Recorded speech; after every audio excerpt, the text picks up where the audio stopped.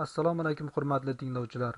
Sizlar bilan biz ushbu video darsda uzluksiz kasbiy ta'lim elektron platformasi va uning imkoniyatlari bilan batafsil tanishib chiqamiz.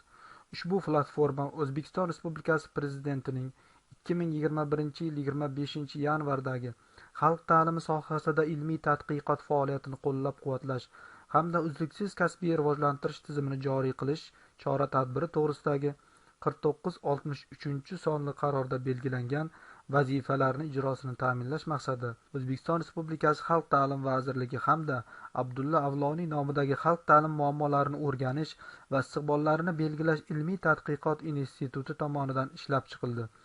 Ushbu platforma xalq ta'lim tizimida faoliyat yuritayotgan rahbar kadrlar va pedagog xodimlarning onlayn malaka oshirishini tashkil etish tizimi sifatida yaratildi. Platformaning asosiy oynasida quyidagilar keltirib o'tilgan: kategoriyalar, kursni izlab topish, tilni o'zgartirish, ro'yxatdan o'tish tizimi, malaka oshirishni boshlash, hozirda onlayn malaka oshirayotganlar to'g'risida ma'lumot, xalqaro ekspertlar fikrlari, sertifikatlari haqiqiylikni tekshirish oynasi, ommabop kurslar, mutaxassislar tomonidan o'tkazilgan vebinarlar va platforma mutaxassislari haqida ma'lumotlar keltirib o'tilgan. Sizlar bilan endi ushbu platformani imkoniyatlari bilan batafsil tanishib chiqamiz. Ushbu platforma barcha turdagi gadjet orqali tasik tizimda ishlash imkoniyatiga ega.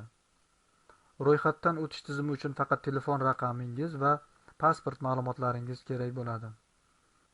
Har bir tinglovchi uchun shaxsiy kabinet yaratilgan. Tinglovchi mustaqil ravishda onlayn yoki offlayn malaka oshirishni tanlash imkoniyati yaratilgan.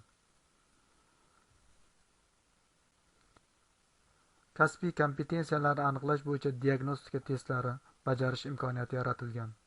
Har bir tinglovchining individual kasbiy rivojlanish trayektoriyasini grafik ko'rinishda tasvirlash imkoniyati mavjud.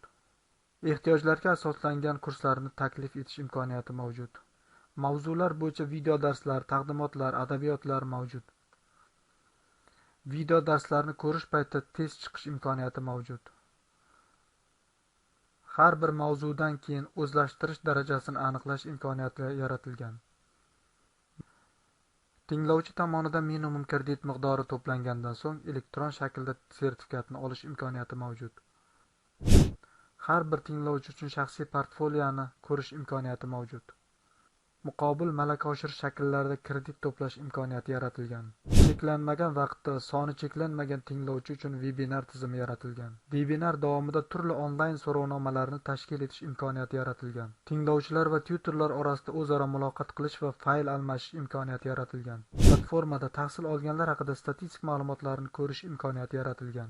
Fan yo'nalishi bo'yicha metodistlar va maktab rahbarlarining o'z ta'lim muassasalarida platforma orqali tahsil olayotganlarni nazorat qilish imkoniyati mavjud. Uzluksiz kasbiy ta'lim platformasi orqali 2021-yil 1-martdan fan metodistlari, 2021-yil 15-yildan ixtisoslashtirilgan ta'lim muassasasi direktorlari va kimyo biologiya fan o'qituvchilari 2021-yil 1-oktyabrdan boshlang'ich ta'lim o'qituvchilari uchun platforma orqali malaka oshirish imkoniyati yaratildi.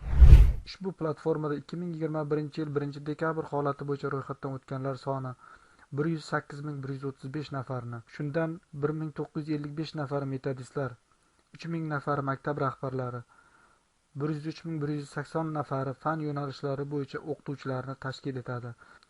Hozirda ushbu kurslarni muvaffaqiyatli tugatgan 25862 nafar tinglovchi sertifikatga ega bo'lishgan.